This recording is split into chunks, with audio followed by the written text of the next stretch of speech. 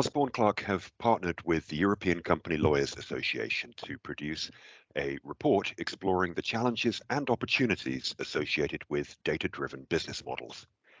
The report includes results from a survey of over 400 general counsel across Europe, as well as providing legal insight, inspiration, and practical guidance.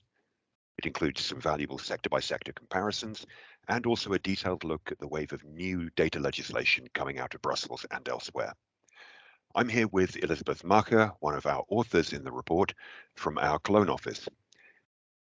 So Elizabeth, can you tell us about some of the findings that the survey results have revealed? Sure. So the most basic finding is certainly that data-driven business models are relevant to almost all of the participants. They either have them in place already or plan to implement them in the near future. The second insight for us was that our respondents think that the biggest obstacle to implementing or handling data-driven business models is the legal landscape. So a large majority of participants find it too complex and confusing.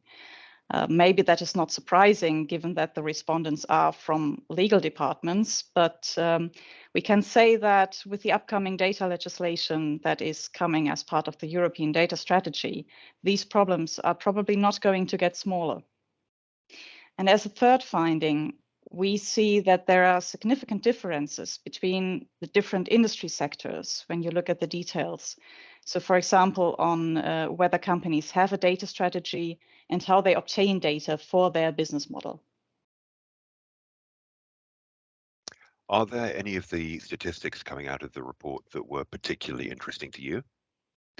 Yes, several, in fact. For example, there is quite a large share of companies who plan to implement data-driven business models, but have not completed that process yet. So many of these companies will suddenly find themselves moving into very complex new regulatory areas for the first time, and they will need a lot of guidance from their own legal teams and outside counsel in order to succeed. Also, the responses to the survey show that while the legal departments are giving a lot of thought to data-driven business models, on the board level, companies appear to be less well prepared.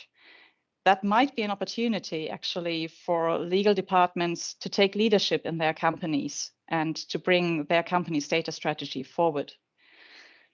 Finally, we were a bit surprised to see that a lack of funding is not perceived as an obstacle to implementing data-driven business models.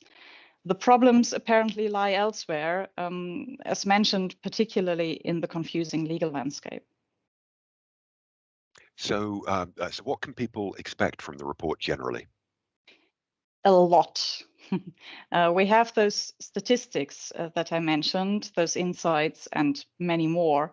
And with that, the report is a great tool for benchmarking, for seeing how your competitors are positioning themselves, what challenges they see, and at which stage of the process they are.